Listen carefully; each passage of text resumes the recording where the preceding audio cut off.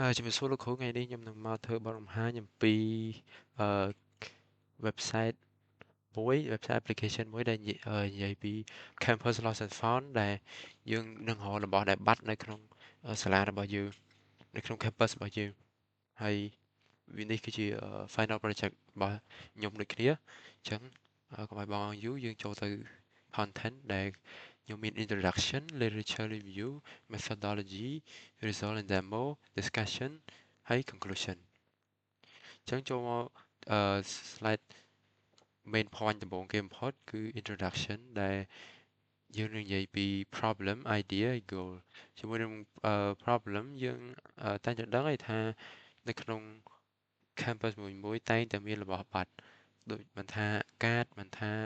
យ៉ាងសាកមិនថាដបទឹកថាកៅអៅក្រៅឬក៏អីផ្សេងមួយទៀតដូចជាគ្រឿងអេឡិចត្រូនិកផ្សេងរបស់សិស្សានុសិស្សអញ្ចឹងទៅខ្ញុំមានគំនិតមួយ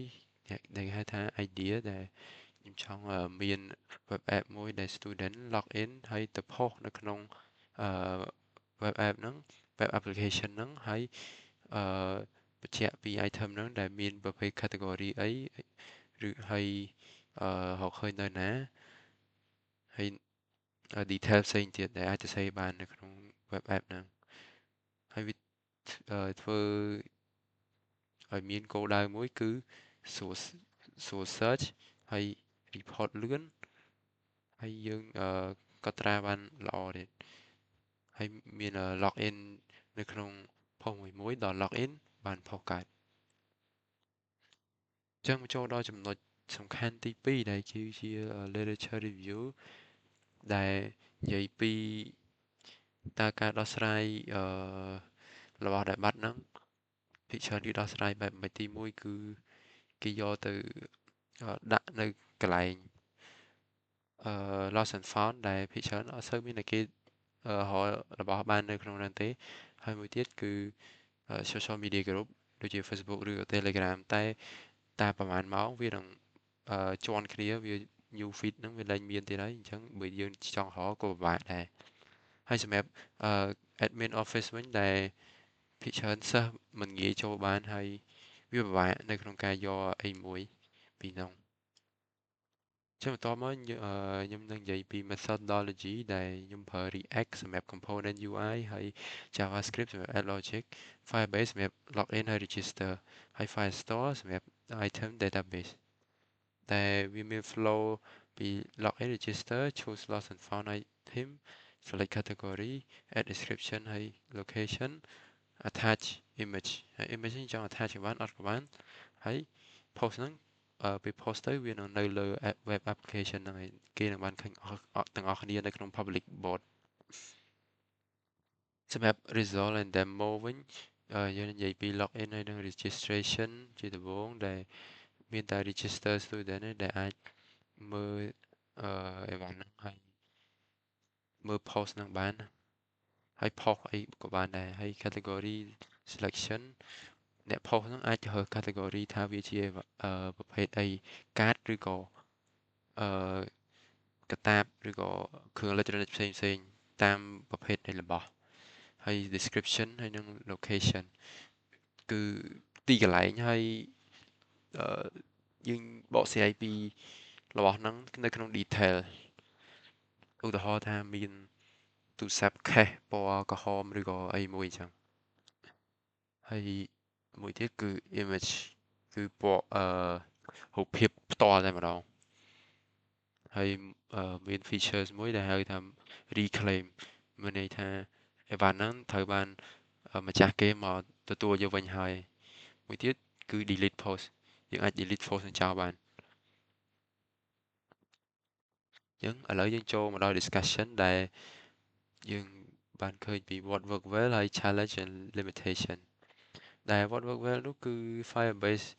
authentication ធ្វើឲ្យ login ហើយ register វា quick to secure ហើយ Firestore real time update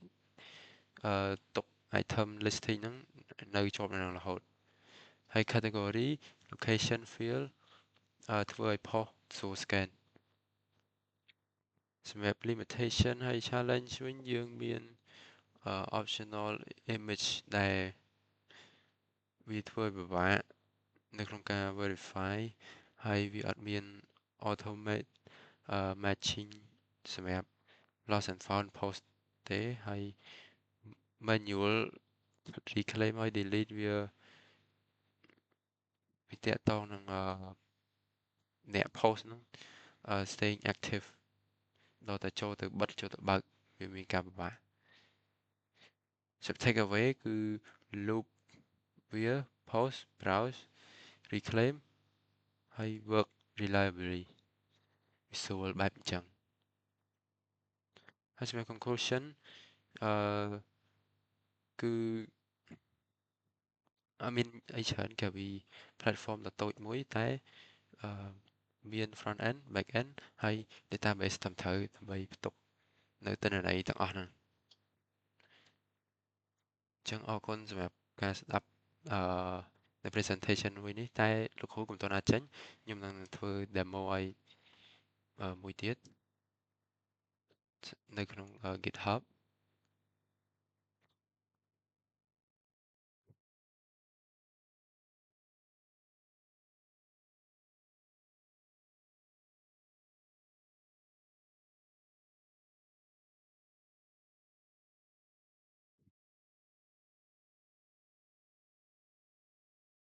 ហើយនេះសម្រាប់យើងចូល website ដំបូងយើងឃើញតែប៉ុណ្្នឹងឯងយើងធ្វើអីក៏អត់កើតដែរយើង add item add អីក៏អត់កើតដែរអញ្ចឹង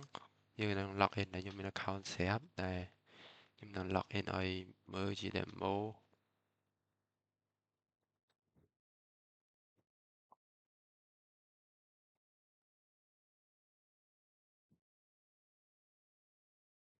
ហើយនេះនៅពេលដែលយើង log in យើងនឹងឃើញថាយើងធ្លាប់ add អីខ្លះចង់ mark as reclaim ក៏បាន delete ក៏បាន edit ក៏បានយើង reclaim មកយើងលោតនៅក្រោមនេះថាដែលដោះស្រាយរួច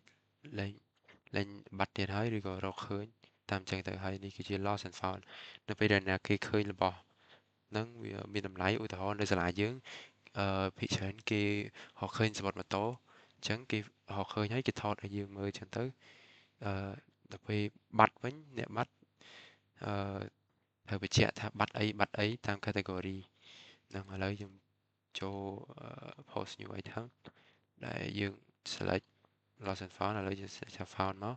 យើងបាត់អីបាត់សោយើងថា lost key ហើយយើងfound ហ្នឹងយើងរកឃើញអញ្ចឹងយើងlost keys ហើយ a bunch of keys មានន័យថាសោមួយចង្កោមសោច្រើនហើយនៅណានៅ building A ហើយចង់ add hook add តាមហ្នឹងមកហើយខ្ញុំ post វានឹង load មកក្នុងនេះអញ្ចឹងវាអត់មានអីច្រើនទេវា simple តែអឺវា effective វា efficient សម្រាប់ខ្ញុំបើខ្ញុំគិតទៅដោយសារ idea មួយនេះវាដោះស្រាយបញ្ហាបានច្រើននៅក្នុងសាលាយើងហើយសង្គមសប្តាហ៍ហើយ feature ទាំងអស់នេះយើងអាច log out បានដូចគ្នាអញ្ចឹងមានតែប៉ុណ្្នឹងលោកគ្រូសង្ឃឹមថាលោកគ្រូបានមើលវីដេអូនេះហើយដាក់បន្ទុកអរគុណលោកគ្រូ